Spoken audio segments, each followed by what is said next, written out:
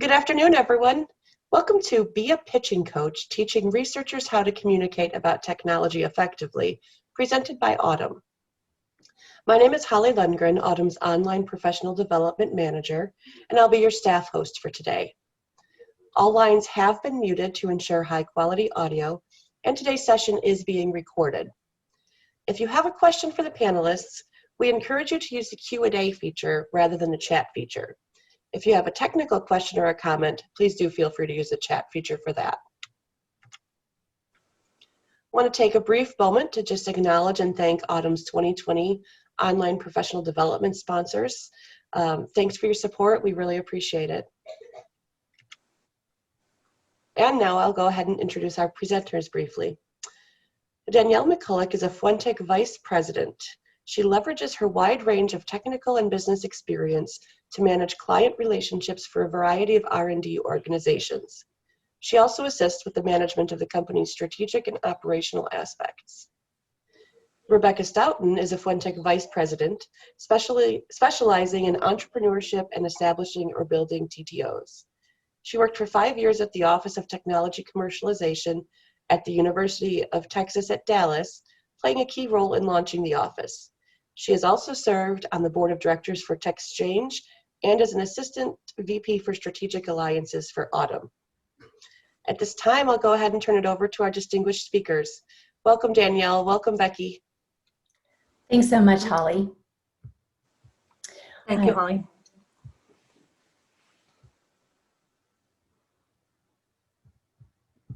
Share my screen with you here.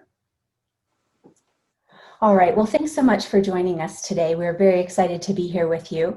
We're excited to be talking about this topic, which is actually a second time for us. This was a topic we discussed in 2019 at the live Autumn session, and it was extremely popular with a lot of people tuning into the recording, so we were asked to come back and talk about it again. So today we've done a couple of things a little bit differently. We're extending this so that you have a chance to talk about how we might do this virtually, since that environment is a little bit different. And then also extending it not just to technologies themselves, but also innovations in areas of research. So hopefully you'll get some different content if you have seen previous presentations of this. So today, our goals are to help you make sure that researchers are an asset during those industry interactions, help identify key skills to share with researchers and our inventors, and then explore options for imparting those skills most effectively, particularly in a virtual environment. So before we get too far, we'll tell you a little bit about ourselves. So I came to tech transfer via a couple of other industries working in engineering, manufacturing, product development, and product management. I've been with Fuentech for about 12 years, working with a variety of organizations. And so we've helped with portfolio management, organizational development, training, and a variety of different communications efforts. So I've really enjoyed my time in this field, and it's fun to get to share the things that I've learned with the community as well. I'll hand things over to Becky to let her introduce herself as well. Hello, everyone. Thank you very much for the introduction, Holly, and for setting the stage here, Danielle. I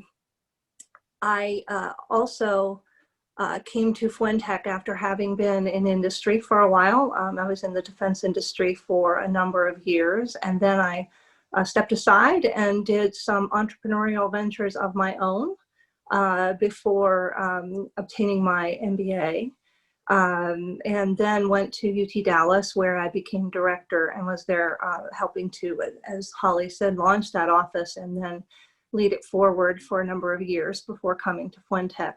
So I am excited because during my time at Dallas, I did have a number of experiences that are very pertinent to today's discussion, as far as being able to assist my researchers and coach them through interactions. Some things certainly were lessons learned that I want to share with you. both with researchers and with the entrepreneurs at the university. And then I've broadened that experience since I've been at Fuentech, which has been about 7 years now, working with many other offices. And so I am excited to share what I've learned as well. Thank you. I'll turn it back over to you. Thanks, Becky. So for those of you who aren't familiar with Fuentech, we provide a variety of services to research organizations. So intellectual property management, helping folks deal with their portfolios, a variety of marketing and communication services. So not just talking about technologies, but also talking about different capabilities that researchers might have, or sharing the impact of an office. And then we also help with strategic solutions. So things like this, where we're training different parts of the organization to do their part to really facilitate tech transfer, as well as looking at organizational effectiveness of research organizations and tech transfer offices. So we do cover the full tech transfer life cycle, all the way from that, first inventions coming in through doing the deals and making sure that other people know about those successes. But today we're going to focus on two particular parts of that. So those inventions that are coming in and interacting with the inventors that have those. And again, we talked about research capabilities kind of fall in that same bucket and can be handled the same way. And then also how you leverage those inventors when you're looking at the marketing aspect of it. So to help walk through this, we've broken the section into 3 parts. So first we'll set the stage with some stories. Like Becky said, we do have some lessons learned to share with you. Then we'll focus on some of the tools that you can use to really interact with your inventors and get them on board with this. And then finally, we'll end with some implementation tips to help you figure out how to actually impart that wisdom to your inventors. All right, so first we're going to start with setting the stage, and I am going to let Becky share the first tale that we have to share with you today. Thank you, Danielle. So as we all know, there's no doubt that having innovators be able to share their stories effectively and be able to talk about their technology and their research effectively is important, because there's not always a TTO person in the room. But sometimes it doesn't go as well as it might have. So one example comes from when I was at UT Dallas. We were fortunate enough to be approached by a fairly recently started venture capital firm that specialized in investing in very early stage medical technologies in our region. And they reached out to see if we had anything that they thought might be of interest to them. So we had a really great opportunity. And on the other side of that, we had a newly formed startup with some very strong technology. It didn't yet have a real management team, but we felt that it had great potential, and we wanted to take advantage of the opportunity for them to be able to pitch the VC firm. So we spent, I don't know, an hour or something in the meeting with the venture capital firm, and I remember being very proud of the presentation that our folks did, except that when they got to the end, they basically sort of trailed off. There was no ask. They had no specific invitation of how they wanted to engage from the VCs, what they needed, what their next steps were, that sort of thing. And so we squandered a great opportunity. So obviously part of that was on us, as far as not having prepared, our innovators well enough for this scenario. We did as best we could to pick up the pieces and re-engage with the VC firm going forward. At least we had a great introduction. I think they were impressed with the technology, but no deal was done as far as this specific opportunity. So worth learning from. Danielle, do you have some others you'd like to share? I do. So this one comes from a group that we had that we worked with. We heard about it anecdotally, but just seems so poignant to share. So this university had a star inventor, really had a lot of great work going on. And there was a company that approached the tech transfer office and said they were interested in partnering on research and wanted to meet some of the inventors. So they did a road show through campus and ended up at this inventor's lab. And this guy was great about talking about the work that he did. I mean, he really laid it out there. The problem was he wasn't very good at listening. And so he never left an opportunity for the company to talk about what they wanted. And it turned out this company had $2 million that they were willing to invest in somebody. And they were pretty well aligned with his area of expertise. But he was so focused on the work that he was doing that he never gave a chance for the conversation to go toward how might we work together. And the tech transfer personnel that we talked to kind of took it upon themselves. They said they should have prepared that inventor much better to be able to, you know, interact in that conversation and not make it all about him. But that was a big takeaway, is that helping inventors understand that they need to be ready for that serendipity. And even if someone isn't interested in their specific invention, there might be a lot of opportunity that exists there, and they need to be ready to take advantage of that. So that's one that we keep in mind frequently when working with clients on this type of work and preparing inventors. There's another interesting one that we were involved with. There was an inventor who, again, he had an amazing innovation that he had come up with, but he was grumpy. And so this curmudgeon, we actually had a company, a pretty high profile company that was very, very interested in the innovation.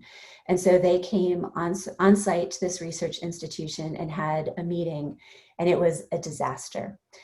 This inventor, who had seemed like he was interested in licensing his technology, he met these people and he just shut the conversation down. I mean, he was awful. The tech transfer personnel found it very embarrassing. And so they picked up the pieces. That deal was done, but they still had a great invention. So they are able to attract another company. And so they gave it another try. And in this case, they really, worked with the inventor, talked about what the opportunity was. They worked with the company a lot on the front end, and things advanced to the point where it was time to start exchanging technical details. So things seemed to be going much better than the first time. However, the company came on site, and this guy, he said he was no longer working on this invention. And in fact, he had invented something new. And so he had a published disclosure right on the spot of something that hadn't previously been disclosed to the tech transfer office. And once again, the deal fell apart.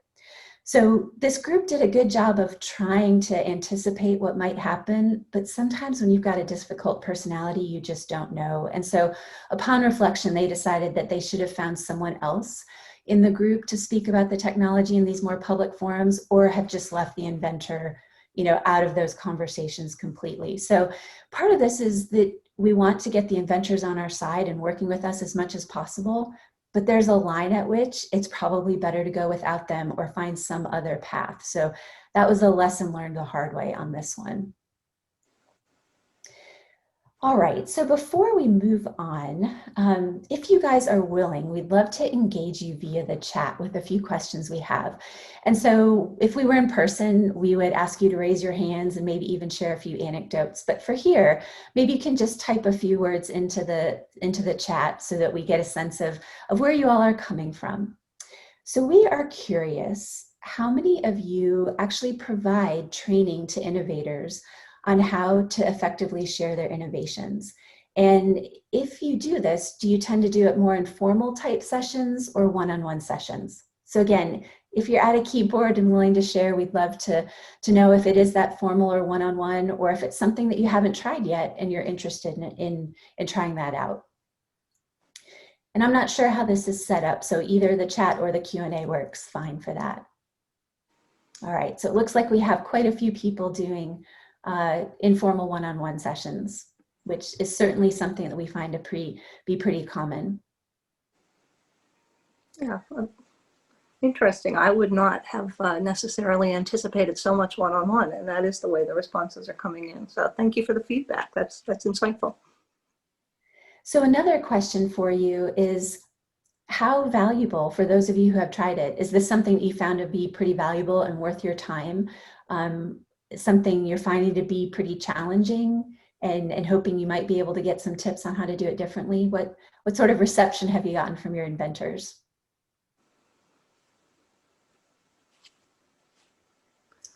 Challenging with experienced inventors. Yep, we have seen some of that too. Hopefully we have some tricks that might help. Sometimes it's hard to change the way that people have done their business. Challenging, but felt necessary to do. And that's why we have this session. We feel that this is imperative to do. We recognize it's challenging. We have picked up a few things along the way, so we're hoping we can share those with the community. And that's one of the things that Fuentech really likes to do is share the lessons that we've learned and get the community discussing things like this. So hopefully, some of the tips that we have will allow you to continue doing this virtually as well. And we will, again, try to talk about those specifically. If you do have questions as we go along, feel free to post those. We'll try to weave those in as we go, and we'll also be welcoming questions at the end. But our favorite way to do panels is to actually have them be a discussion. And when we're live, it's easy to have people join in. So to the extent that you feel comfortable, feel free to use that Q&A in the chat windows. All right, so now I'm going to turn it over to Becky and talk about what do we actually mean when we talk about pitching? What is that? Yeah, great question, just to make sure that we're all on the same page here. So I definitely think of pitching as a very broad thing. I mean, anytime that you are trying to tell a story, particularly if you're trying to persuade someone to do something, to me, that's pitching. So it can be, are you persuading someone to hire you, persuading someone to go out on a date with you, or persuading someone to invest in your research or your technology? And of course, for today, we're focused on the last one. Regardless, though, of the type of pitch, it's always important to keep in mind that you're pitching the right thing to the right people. So we'll talk more about that as we go forward, but that's a sort of an overarching concept to keep in mind. So in the past, of course, many pitches happen face-to-face. More recently, that has been certainly less the case. And from all that we're hearing, we sort of anticipate that going forward, even as things return to, a more normal situation, that it's likely that there's going to continue to be some fair amount more of virtual pitching, if you will, online types of pitching, because people are now more comfortable with those kinds of interactions. So some kind of a hybrid is likely going forward in our view. Now that has many positive aspects, actually. It enables you to reach a wider audience. Oftentimes there's lower costs associated with that. So there are definitely pros associated with it, but like anything else, there's also some negative aspects. It can be harder, of course, to really build deep relationships virtually. So many people now have Zoom fatigue from doing too many of these sessions. So it's worth keeping both the positives and the negatives in mind. Regardless, any type of pitch you can think of as falling into sort of a graph like this on two axes. One is the level of formality, going from very informal, like an elevator pitch, to something much more formal, like a true investment type pitch.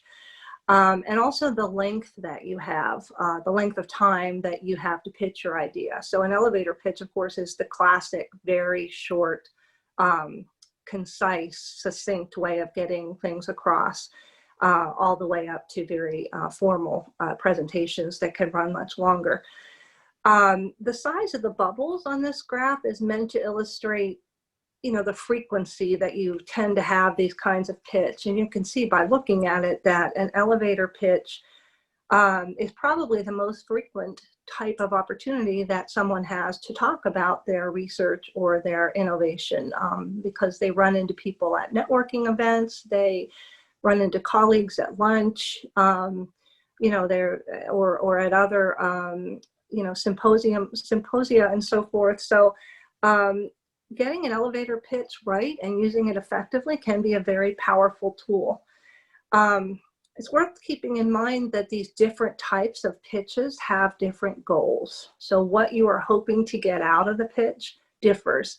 And therefore, you should be strategic about how you approach each one of these and how you, what you hope to get out of it, how you spend the time that you have, whether that's short or long. So for instance, the real purpose of an elevator pitch is for both parties to come to an understanding of whether or not there's mutual interest in learning more, getting into deeper discussions about that, that opportunity. So, again, we talked a little bit about this, but informal pitches can be literally in an elevator, or social media is another great example of when it's informal. And as I said, the real goal is determining mutual interest. For more formal pitches, basically you've gotten someone to agree to sit down with you or to listen to what you're trying to say. The fish is on the hook, so to speak, and now you need to reel them in. And so taking them from where you are to what your outcome is, what you really are trying to set up as a result of that is what you're looking for from a really formal pitch. And then of course there's kind of intermediate things in between. The important thing is to have a goal and spend your time strategically in whatever type of situation that you have. So now that we have an understanding of what is meant conceptually by pitching, let's sort of go back and capture some of the pitfalls of innovator involvement that we discussed in some of the case studies that we talked about. So, and these are, by the way, are true regardless of, again, whether it's virtual or live. One thing that Danielle mentioned is the possibility that the innovator dominates the conversation, just doesn't let anyone else get a word in edgewise, isn't listening. But even worse sometimes is when they don't talk at all. And we've seen that happen as well. And basically, no matter what is said, the answer is yes or no, and there's no engagement there. Another pitfall can be just focusing on minutia, focusing on the trees and not letting people understand the forest. Another pitfall is talking to the wrong person, which could be a waste of everyone's time, or sometimes worse, delivering the wrong person when you have the right person, the wrong message when you have the right person in the room. And that can be a real missed opportunity as well. Danielle, can you, one more, please? Thank you. So another pitfall is revealing, proprietary or confidential details prematurely. And certainly another is getting defensive when there is, when a person's message is not taken in the light that they had hoped. It's very easy to get defensive and hurt. And finally, just not listening carefully. I call it listening between the lines. When you are you have a certain thought in mind about what you're trying to convey, and the other party has their own thoughts. And oftentimes you don't hear what they're trying to convey, and you don't iterate on what you're thinking to look for mutually beneficial opportunities. And so potentially promising opportunities can get lost in that way. An overarching pitfall in the virtual age is that it can be very hard to read body language or to convey what you're trying to get across as far as your level of engagement with body language. So that makes preparation for these things even all the more important. So if you have any other pitfalls that you think we missed, you're welcome to put those into the chat as well as we go along. So our goal today, of course, is not just to tell you about the pitfalls, but to tell you how to avoid them and how to reach some of the benefits of more proactive training for your innovators. So some of these are direct benefits. Some of them are, a little squishier and indirect. Some of them affect the bottom line. Some of them just make life more pleasant all around. So hopefully some of the tools that we're going to offer you and some of the tips will allow you to, optimize your efforts and create, more time for your TTO staff. certainly we hope that these types of interactions help you build relationships with your researchers. We have seen that happen time and again. And we also hope that, this reduces researcher frustration, because the researchers can be frustrated when they don't know what they're supposed to do, or, how to move things forward effectively. Who knows, you might find one of those great opportunities that I discussed a minute ago. And of course, what we're all looking for are better deals in the end. So now that we've kind of set the stage overall of why we want to coach our inventors to pitch more effectively, I'm going to turn things back over to Danielle to introduce some of the specific tools that we've kind of hinted at and some of the specific techniques that we recommend. Thanks, Becky. So as she mentioned, we're going to talk about the tools here. And we've found that there are kind of 6 buckets that things fall in, that when we think about the things that have resonated the most with innovators, these are the tools that help them overcome their shortcomings. And we'll talk about each of these more specifically. So let's first start with understanding the commercialization process. So innovators, quite frankly, most people at research institutions just don't understand the complexity of the process. There are so many steps. There are so many people involved. The timeline is so long. And it's really difficult for people to understand why that is. And so we've found that when we help innovators understand this, they have increased patience with the process. They have more appropriate actions on their part, and they have improved flexibility. And quite frankly, they just trust us a lot more because they know what's going on. And actually, we found this to be so important that we put quite a bit of effort into developing what we refer to as the road to technology transfer. This is sort of a light take on the really complex process. And we found that this engaging graphic really does help innovators and quite frankly, other stakeholders at the institutions understand why this is so complex and how things move around and why it does take so long. And so this is something that we've made available for everyone to use. You can see that there's a link there, and you can use it in presentations with your conversations with innovators on your website. So you can go to that link there, which we'll make available at the end of the presentation as well. And Danielle, I just mentioned that has actually been translated into Spanish and French as well. That's available. So right. So again, this is something that we found. Again, the fact that it's a little bit playful does kind of break the ice with folks, and it's found to be very, very useful. So you're welcome to use that as part of your coaching.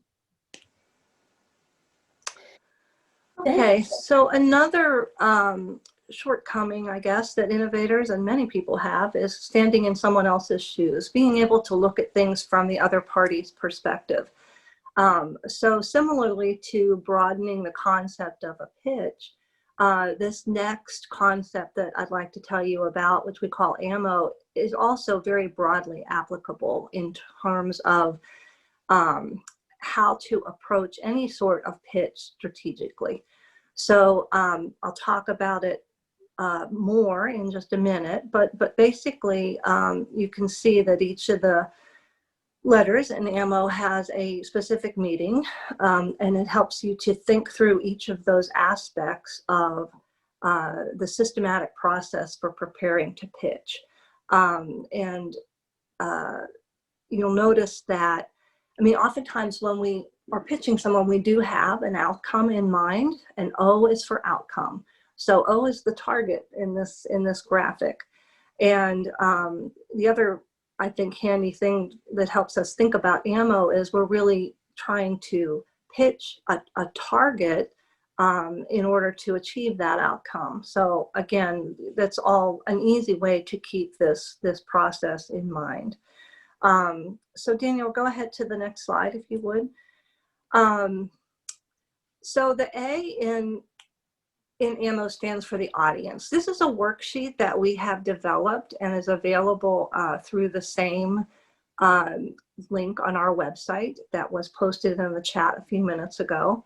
And we'll reiterate all of this at the end, but this is for you to be able to use freely and download and use as you see. So the audience is the A, thinking through who it is you really want to target your message at. And I actually, when I think about ammo, I like to start with the O, the outcome. What is it that I'm trying to get out of this interaction by interacting with this audience? And then how do I craft my message in a way that resonates with them? And thinking that through specifically and strategically can be very helpful. And then once you know what message you're trying to convey, you can think about the other mechanism, the other M, which is how to best convey it. Is it in an email? Is it at a pitch competition? Is it by picking up the phone and just chatting with someone? Is it through a website? What is the best mechanism for achieving your goal? So this worksheet has some specific questions to sort of get you started thinking through this, and I think you'll find it very useful. And you can even make this available to your innovators, and it may help them, and they may also find it useful. So Danielle, I think then you wanted to talk about another potential shortcoming and how to address it. Yeah, so one of the things that we really work with innovators on is thinking about the problem.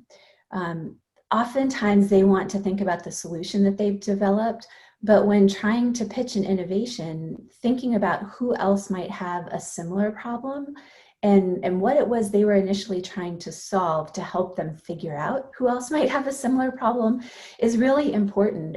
And that's when it often starts opening up other applications for the technology that are different than what they originally developed.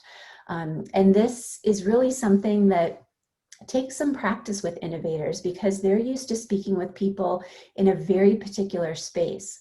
But their innovation might have applications that are way outside of what they originally thought about. And so we actually have an example of one that we worked with along this lines. So we worked on a technology that was a polymer designed for space antennas. And so with some prodding, we got a client to think about the fact that this might have applications for flexible displays. However, the technology was very, very early in development. And so it was hard to get somebody with flexible displays interested in this. And part of the problem was that it was very expensive. So without volume, it was difficult to do much development. So we started thinking about who else might have the same problem? Who is looking for something that is very, very strong, but has quite a bit of flexibility? So after some long discussions, I don't know, perhaps maybe some drinks too, the nail polish industry actually came to mind. At the time, they were really looking for lacquer nail polishes that had a lot of flexibility to adhere to a curved surface of the nail, but also had really, really long strength. And so it turns out that this was licensed to a major player in the beauty industry, and that volume was just what was needed to get things up and to develop the technology, understand how it's manufactured, understand a lot of the components of it. And then at that point, it was able to be licensed to companies, very, very large manufacturers in the electronics industry and used for flexible displays. So this is kind of an extreme example of a technology where we thought about people with another problem, and those people looked a lot different than the original intended users, but it was enough to make a technology get to the point where it could really have a huge impact. So kind of a neat story about thinking about other applications. So here's another one. This one, there was a company that used to make these things called phones that sat on your desk that some of you may have used when you still worked in an office. And part of the phone experience was not only a phone that worked really well, but looked really nice. And so this company had come up with a way to make the handset of the phone look seamless. So old phones used to have a seam when you put the two halves of the phone together, and they came up with a way to make this seamless. we started thinking about who else might have this problem, a similar problem where aesthetics are really, really important to them. And so lots of ideas got tossed around, and the toy industry was one that came up. And so our client reached out to a very large toy manufacturer, and they were very interested in this technology because they had a very popular, approximately 10-inch tall doll where aesthetics was very important. And so being able to join the two parts of a toy like this so that it was seamless and really, really had nice aesthetic appeal was very, very appealing to them. Now this story unfortunately has an unfortunate twist to it. The licensee, so the company that we were advising, had sort of set out at the beginning that they were searching for a 5% royalty on this. Well, as it turns out, in the world of a doll like this, the ability to attach the two parts seamlessly was actually a very, very small part of the overall final product. And so the toy company was unwilling to consider a 5% royalty. They were still interested in the deal, however, and they had very, very high volume on these dolls. However, the licensee was unwilling to consider anything below 5%, so the deal totally fell apart. So that's sort of an anecdote that's an aside to the story, but it is also telling that somebody, again, very, very far afield from the original application can be interested in your technology. And it's worth kind of telling stories like this so that inventors can start thinking that broadly about where they might apply their innovation. So one of the other things that we find with inventors is that they really want to focus on what the thing can do, focusing on features and specifications and just how good it is in a very, very technical fashion. But when you're trying to convey the value of an innovation to a potential licensee, you really have to shift the focus to benefits and value for that particular party. And so we try to get people to focus on how is what you've developed better, faster, and cheaper than what already exists. And so we find that innovators are very capable of making this shift, but you need to walk them there. So we've found that, the inventor might say, well, my invention absorbs less than 1% of water. So if you were to turn that into a benefit for them, it's that it absorbs less than 1% of water, providing an effective moisture barrier. So get that impact in there for the actual user. So again, an inventor might say, unlike conventional systems, ours uses optical fibers. Well, so what?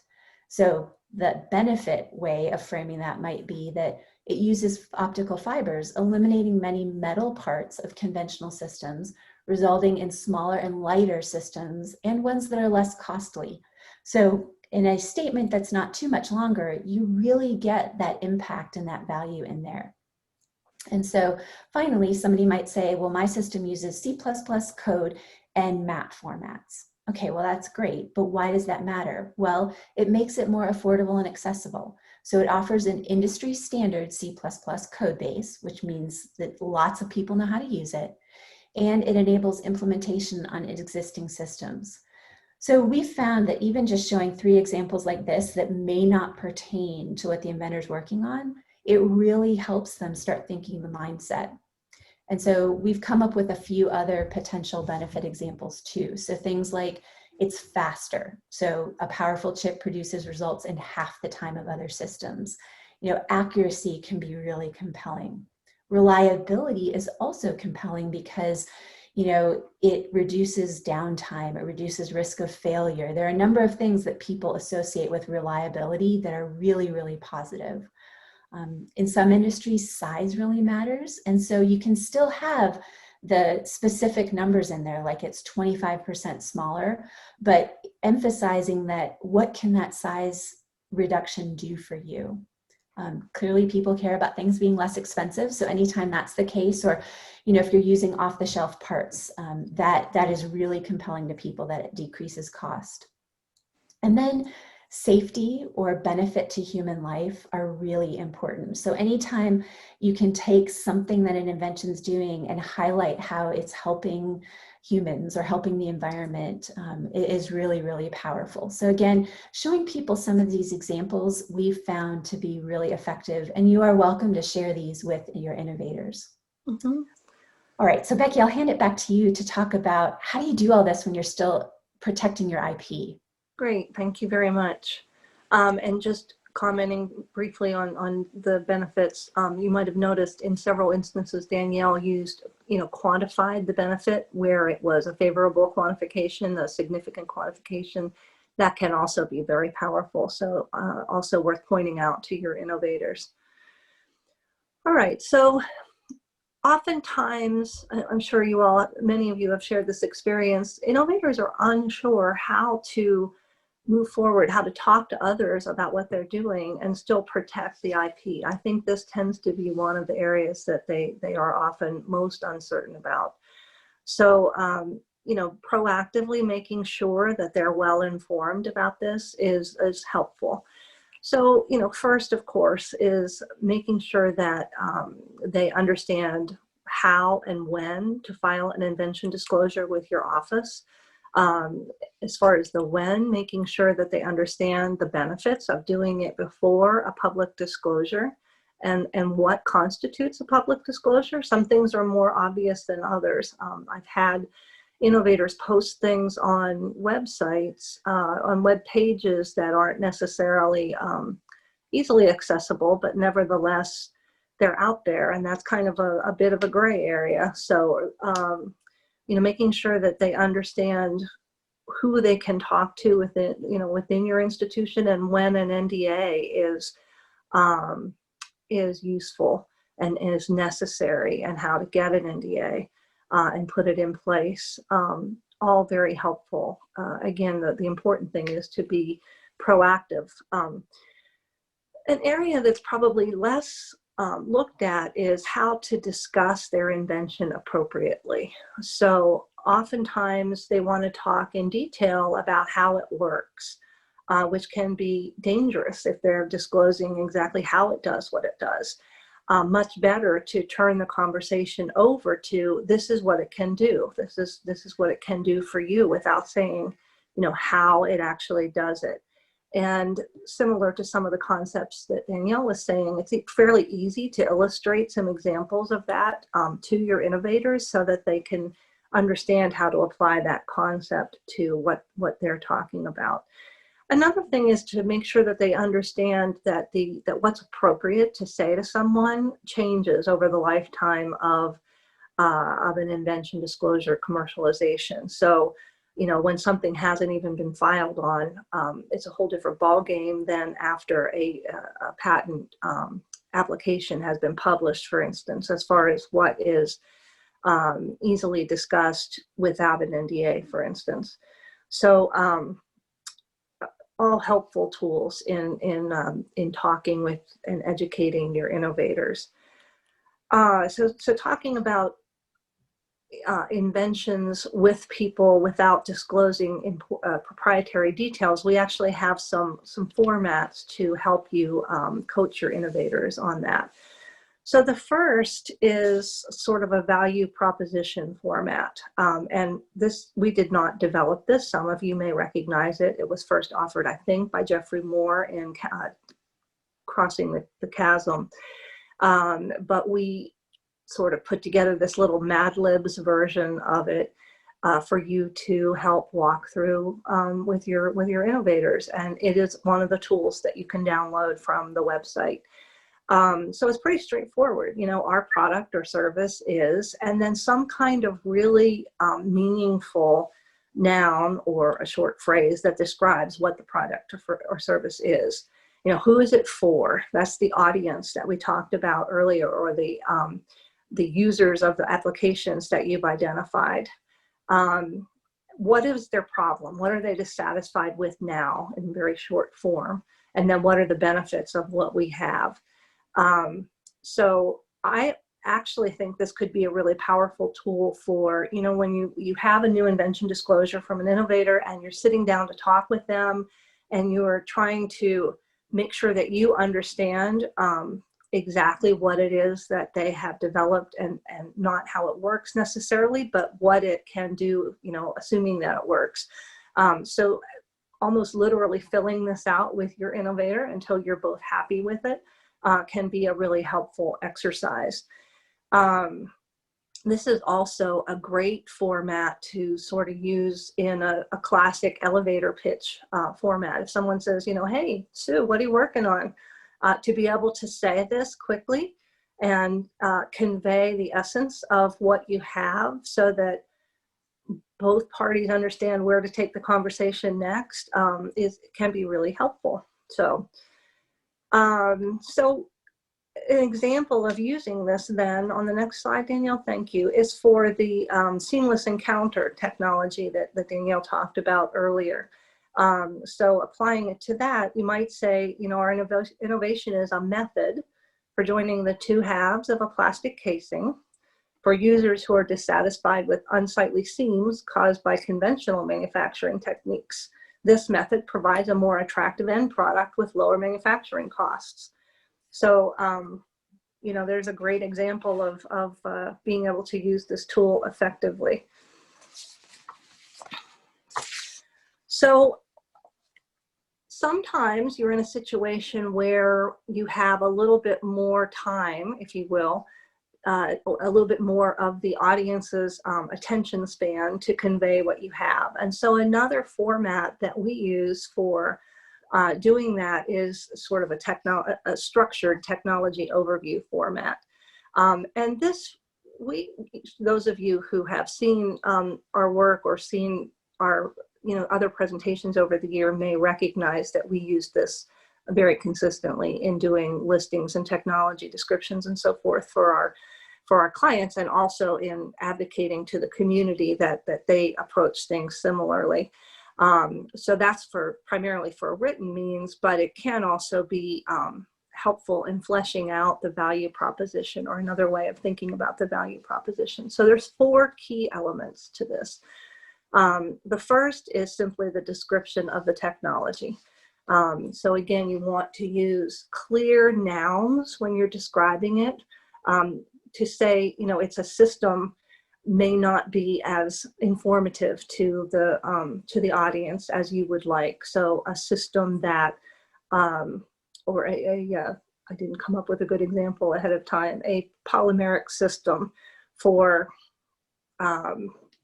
enhancing the strength of surfaces or something, but using good, clear, concise nouns that elaborate on what it does and not how it works is what you would be looking for in a description.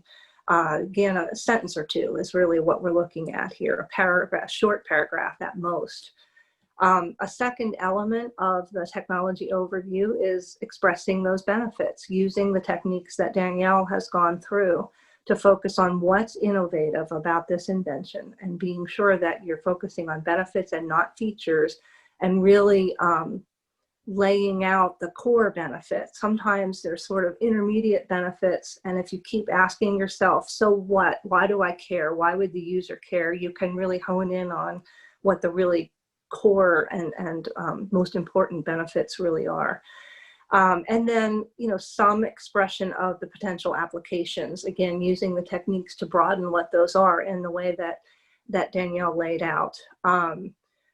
Finally, it's usually helpful to have a concise marketing title, because as we all know, the title of an invention disclosure or a patent application is not necessarily a very good marketing title. So putting yourself in your audience's shoes and thinking about the kind of the shortest way to quickly get them to understand what it is that you want to talk to them about is the best way to develop that. So we have an example of that as well for the seamless encounter technology, and I'm not going to read this one, but you can see how it would play out in this type of format as well. So I did want to comment that this whole process of developing ways to talk about your technology should be somewhat iterative. You may start out with a new invention thinking about a particular target audience, particular applications, and so forth, and sort of start to talk about the benefits, thinking with that audience in mind and those applications in mind. But as you begin to draft these, use these systemic processes to draft ways to talk about it, you can really hone in on the core essence of what you're trying to convey. Similarly, if you have been talking about a technology or a research capability or a startup that you are trying to interest others in for a while, and it doesn't seem to be resonating with your target audience, it's worth sort of stepping back from that and learning from that, gleaning what insights you can as to why that might be the case, and then revising things to try to get better results. So definitely recommend doing that. So now that we have discussed how to send messages effectively, I want to turn it back over to Danielle to talk about how to receive messages effectively. Yeah, thanks, Becky. Before I do that, one note about benefits here that I forgot to bring up. So some inventors get really hung up on saying things about a technology that they have not yet proven. So one of the ways that we have found to sort of get them over that hump is to use potential benefits or potential applications, because that couches it a little bit. And it's fair to, at least this is trying to get the conversation started, and technical details and feasibility will follow. But that's one word that we found that sometimes works to get innovators to open up and actually talk about some of the possibilities without really getting stuck on, I haven't proven this in the lab yet. So just a little tidbit to throw in there. Great point. All right, so our final tool is leveraging industry feedback. And this external feedback can be really, really valuable, but it can also be kind of a tough pill to swallow. And I think that sometimes the virtual environment can actually make that more difficult, even though that may seem a little bit counterintuitive. But considering that external feedback helps ensure that inventions really can be used by others, and securing collaborations. And so when an inventor is about to talk to somebody or tell somebody about their innovation, via an email or actually having a conversation, we try to prepare them ahead of time to listen and to be ready for the feedback that they might get. And that feedback might be, we need further testing before we can use that.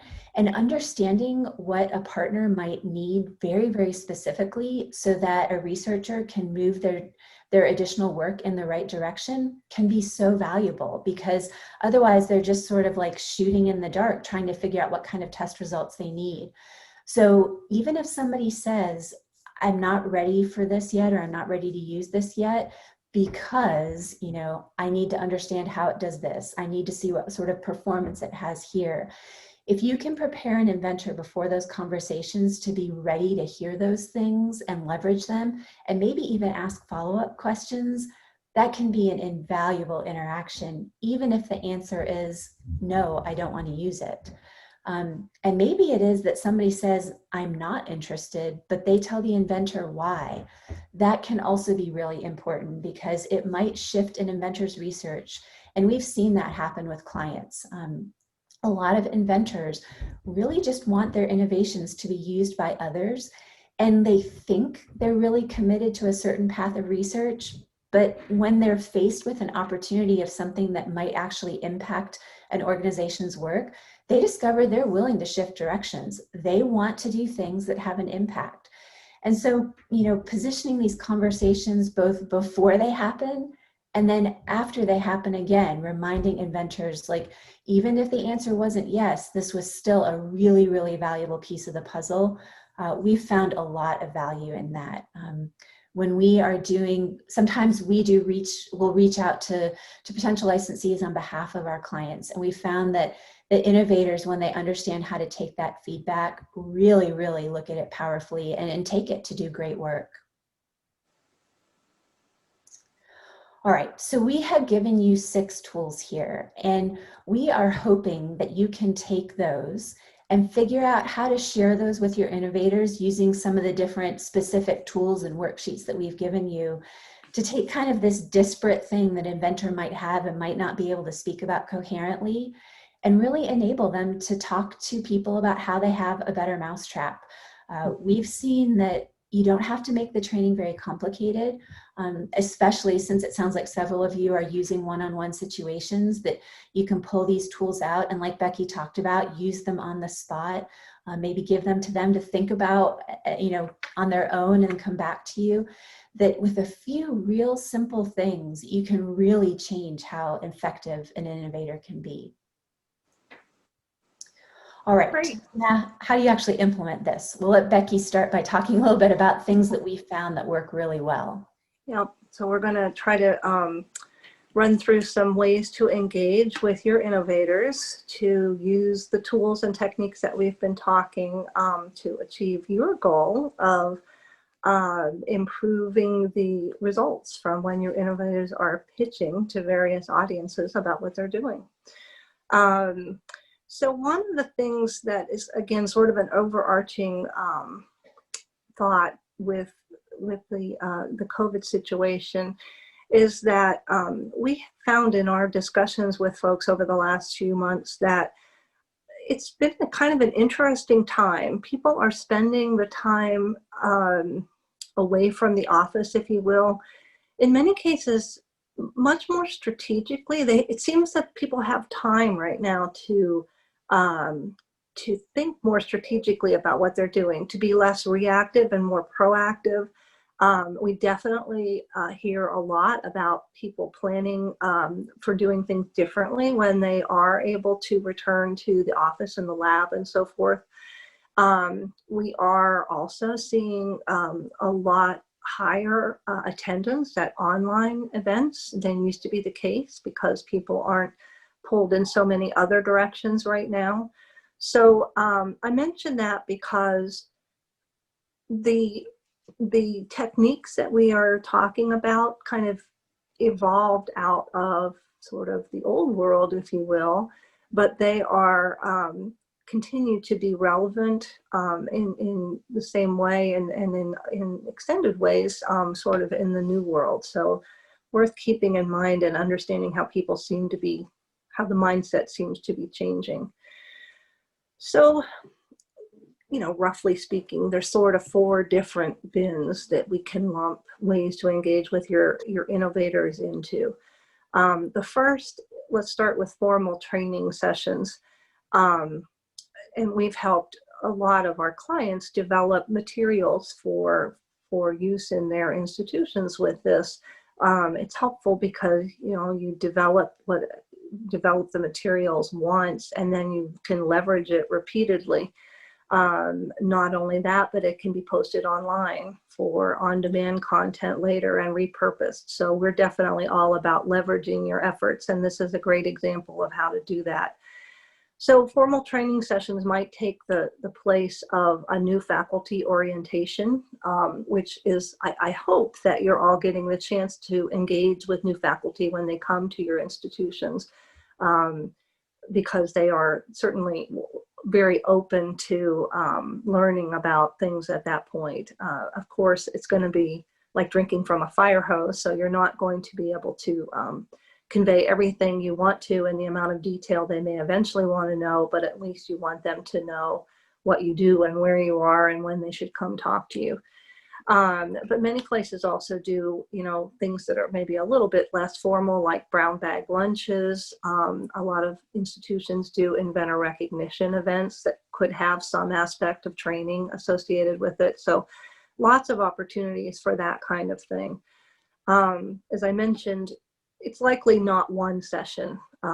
Typically there's sort of an overview session and then some more focused follow-on sessions so that people can get the content that they need at the time they need it, sort of realize it's there and then go to seek it out specifically when the time comes for them. let's see, what else? I meant to mention that the Road to Tech Transfer graphic that Danielle mentioned to you earlier, which you can download through our website if you like, could be a great tool for those kinds of sessions. So you might want to keep that in mind. So another type of session, and this was the one that came through loud and clear in the chat earlier, was one-on-one coaching with an innovator, sort of as the time arises for them. And certainly that's very effective because it can be so targeted at specifically what they need, but it can also be very time intensive. So you won't be surprised to know that basically we encourage a mix of all of these. You're never going to just be able to choose just one. Certainly meetings, like planned meetings, one-on-one is probably the most common, but many offices have open office hours when people, they just get the word out that they're going to be available, and people can drop by to chat about what questions they have or whatever. That can be very effective. This is really great for preparing for specific opportunities that are upcoming because everyone's very focused on it, and of course, some PIs, some researchers need more hands-on coaching than others. So this pertains more to some folks than others.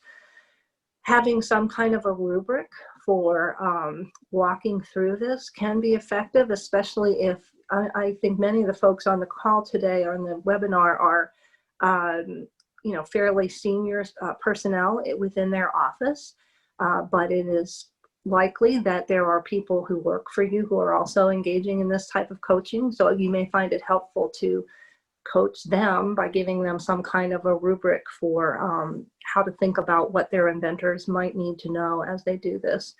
And again, we did mention the value proposition worksheet and the tech overview worksheet, which may be helpful in these kinds of discussions in particular. I'm sure most of you have websites and you have, various types of content on there, but thinking through, again, using the MO for your own purposes of educating your researchers, thinking about what content you need to have online for them and repurposing some of this so that it's there when they need it, alleviates some of the burden on you to provide it and leverages your efforts. So certainly we encourage that, and the tools that we've offered, again, can be helpful there. And then finally, of course, there's all types of ad hoc interactions. This can be particularly helpful in, kind of pre-invention disclosure. Oftentimes we work with institutions and with TTOs, and one of their concerns is sort of increasing the number of invention disclosures they have to begin with, to work with. And these kind of ad hoc interactions can be very helpful in that. Can take a little bit more initiative to make those happen, though. It really can require getting outside of your office. So, having lunch in the cafeteria and stopping by to chat with researchers that you may know just to see what they're up to can be helpful, or introduce yourself to new researchers, innovation events and so forth that maybe aren't even run by your office, but where the folks are there and you're going to bump into them and be able to chat about what they're up to can be very helpful and can help you to answer some of their questions. So all of these are worth keeping in mind. It's important, not everybody has time limitations, of course, so it's important that you're strategic about where you invest your coaching time. Think about trying to handle sort of low potential squeaky wheels, sort of in the more formal training sessions and on-demand content, and save, if you can, the one-on-one coaching for, the more high potential or at least more imminent situations, is a way to protect your time and get the most out of your time. And also keep in mind that, everybody learns differently and communicates differently. So some of these methods will be more meaningful and effective with some innovators than with others. So regardless of the channel that you use to communicate, and again, I hope you'll use, all or at least most of them, reinforcing things and repeating these things is going to be necessary, and repeating them, the consistent message to sort of get it into people's heads. So Be mindful of the need to keep in touch with folks. Try to provide, self-service resources to make your efforts more effective. Try to offer hands-on practice, applying these tools that we've offered to, what they are trying to move forward, and then helping them hone them. So that, again, the first draft may not be the best draft. Typically, stepping back after a few days to look at it again, or after one has shown it to some other folks, can be very helpful. So helping them walk through that will be great. So just remember all of these tools that we have talked about. You'll have the recording of the session. We have, again, set up the page on our website. It looks like this. If you click on the link that's in the chat for you, this is the page that it will take you to. And the worksheets are downloadable there. The Road to Tech Transfer infographic is available through a blog post that is, I think, accessible from that left box. But we'll go back and put the other slide on. And I think that kind of brings us to the end of our prepared remarks. You have our contact information in the handouts that you have gotten or will get. If you'd like to follow up with us and chat a little bit further, we're always happy to do that. But let's see if, I think this is the time when we would love to invite you to ask us any questions by typing those into the Q&A box, and we will try to discuss them and make them as meaningful as we can to as many on the call as we can. So Danielle, anything else to add while we're waiting for folks to have an opportunity to do that? So one of the things that I'll point out is that, the busyness of researchers in this current situation with COVID-19 and having, some of them having limited access to the labs. That is something else where Becky talked a little bit about people having time to do things strategically. There's some folks that are scrambling to figure out how to make things work and making things in their kitchen and everything else. And so this isn't top of mind, but we've also seen a lot of people that have a lot of time on their hands because they cannot get into their labs. And so they are embarking on training sessions and showing up for webinars. And so there may be a portion of your population that is ripe for engaging in these activities now. And so, think about who those people might be and reach out to them. I do see here that somebody mentioned about the presentation link not working, and so we'll get that fixed right away. Holly will also send the slides out to you that will have the URL in them, but you are always welcome to come to our website and get these tools. And as Becky said, we're always welcome for you to ask questions even after this session, and we'd encourage you to put some in the chat right now. But the other thing we really like to hear about is your success stories. So when we did this in 2019 at the autumn session, we had a lot of folks that were quite jazzed to take this back to their institutions. And it was really fun to hear about the stories that they had of impact and how they had really connected with some innovators who had taken these tools and run with them and had some great success. So we would invite you to share those success stories with us too. It's always fun to hear about what you're doing and how it worked out. Agreed. So we do oh, go ahead, Becky. Well, I was just going to ask, similarly to the way that we invited people to put just quick comments in the chat as opposed to full questions, I guess my question here would be, do you find that, do you think these tools will be useful to you, I guess? So I would invite you to let us know if you think that they will be, or if there's one in particular that you think you can't wait to apply. That would be helpful feedback for us. So thank you. Yeah. So we actually have a question from Alex here, which was sort of alluded to at the beginning of this is, how do you suggest having this conversation with established inventors who don't have time or interest to participate in training before the company situation or the company conversation? So one of the things that I have found with more veteran people is don't refer to it as training. Perhaps talk about preparation. Sometimes if you can flip it so that it's like the inventor is doing you a favor rather than you're trying to impart wisdom on them, we found that that's one way to sort of flip the conversation. If you can keep it really quick, even like 10 or 15 minutes with somebody, you can really make an impact on how they think about things. One of the other things sometimes we do is see if they'll invite you to join in the conversation. Sometimes that's the case, sometimes it's not.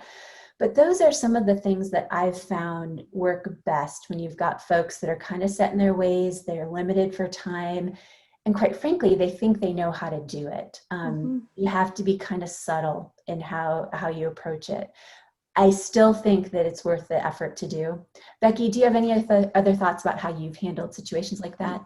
I don't, but I think your advice is spot on. I'm envisioning, again, ammo is helpful for you to teach your or convey to your innovators, but it's also helpful for you to use. So I can envision starting with, okay, Dr. So-and-so, what outcome do you hope for here? Help me to understand, what your goal is in doing this, and sort of break that down a little. And then, okay, now tell me a little bit about who we're talking to today or who you're going to be talking to. What are they interested in? What are their goals? What was going on with them right now that will make this relevant to them? And so sort of using it in a less overt way, but still using it is a great way to implement what you're suggesting, I think.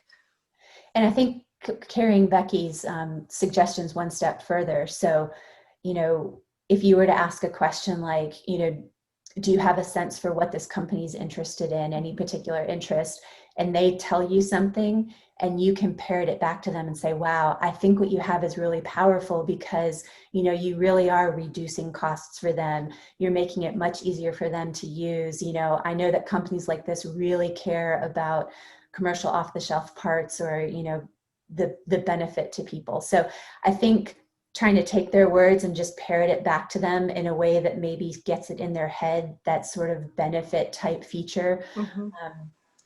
Somebody who's been doing this for 30 years does not care about switching to like the benefits format. But if you can just subtly change their approach to how they talk about their innovation, that's better than nothing.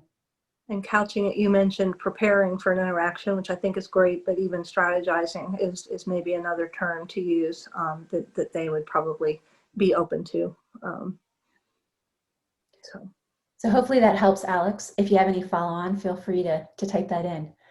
Okay, so Alex has a success story example. Our innovators have been really appreciative of receiving a pitch deck template to help them prepare before the conversations. It's basically like the Mad Lib style that we just showed, and new faculty really like it because they're still learning, and veteran faculty appreciate it because it saves them time. So I think both of those things we have found to be true as well. So, as Becky said, new faculty are really jazzed about all of this. Like new faculty come in and they want to make an impact. They're not jaded yet. And so if you give them some tools to do that, you can often get people off on the right foot and they really run with it throughout their whole career. Veteran folks are busy. They've got grad students they're managing. They've got a lot of different projects. So selling things as saving them time, that's a really creative way to do that. I quite like that. Yeah. I guess another slant on it is it's always helpful to have someone to whom your innovators can relate, being the helping you to convey these ideas to people. So if there is a success story on your campus or in your institution, setting up opportunities for the person behind that, the researcher behind that, to talk with the other researchers about what they learned out of that, what pitfalls they had to overcome, what they recommend going forward. Researchers are typically very open to hearing from colleagues and peers about those kinds of things. So that can be a really helpful tool as well. And you can feel free to use our cautionary tales from the beginning. You can shape them to make them your own. But, we certainly, you don't want to scare people, but cautionary tales can be effective in, telling people like, hey, look, I know this guy that lost out on a $2 million research opportunity. Like, I don't want that to happen to you, and offer your support. And we try to make these tools really quick and simple so that they're not overwhelming, that they don't take much time. And we found that has worked. And that's how we've honed these to this collection that we have here. It's not 42 things. It's just a few simple tools. I guess a final thought that I want to emphasize a little bit more maybe than we have is that these tools apply way beyond trying to interest someone in technology that has been, potentially has IP behind it, and you're trying to find a licensing partner. Trying to find, this can be helpful in writing grant applications, commercialization sections of SBIR applications. Researchers, a lot of researchers don't have sometimes we're puzzled because they're not as interested in commercializing their technology as we might expect. So, oftentimes one of the things that will motivate them, they're not as interested in the monetary portion of it, because let's face it, most of the time that's, not all that amazing. But the opportunity to make an impact is one motivation. But another one that applies for almost every researcher is the opportunity to, get more research funding for their lab. And these techniques can absolutely be applied to that. So that's, I think, a powerful way to get people interested in these types of tools and thoughts. And along those lines, when someone's asked what kind of research they do, they often go right down into the weeds. Like, I am looking at this particular kind of cell and how it divides in this type of environment. And if you can get them to back up and say, I am looking for ways to improve the way that we can deliver therapy for this sort of disease, or I am looking for ways to increase the efficiency of this particular type of system. So back it up a level to what that impact is. Conversations and opportunities start opening up when researchers do that. And I know, we work with a lot of clients that are trying to figure out, how do we help our researchers find more funding? Federal funding continues to decrease. How do we get them engaging with companies? And so helping them to speak more generally and more benefits focused about the type of research they're doing really starts opening up doors and conversations. And so these tools do apply equally as effectively in those types of situations. Our examples are somewhat steered towards specific technologies or things, but they can easily be adapted to the type of research that you're doing. And again, focusing on that impact and the benefit, not the particular widget you're working on today. And we found that researchers are really receptive to that and understand it, because most of the time when they're looking for funding, they want your help. They're desperate for more dollars. And so if you can share those tools with them, they're quite receptive. Mm-hmm. All right, I don't see any other questions here. You can feel free to add your last minute questions or comments. But again, we really enjoy the opportunity to share this with all of you. We wish we could do it in person and have a much more engaging discussion, but in lieu of that, we would encourage you to reach out to us individually and carry on the conversation and tell us those success stories that you've had. Maybe flash up the contact screen for just a second before Holly takes over. There you go, just in case. So thanks again for spending your time with us today. We know that most of you are very busy, and so taking time out of your schedule to join in conversations like this is certainly not something that you do lightly. So we're really pleased that you chose to join us today, and we do hope you'll continue the conversation with us. So thanks so much. Thanks as well. Thank you so much. On behalf of Autumn, I want to thank you, Becky, and you, Danielle, for this really great discussion. And I want to thank everybody who attended today. We hope you found some really good information that you can put into place.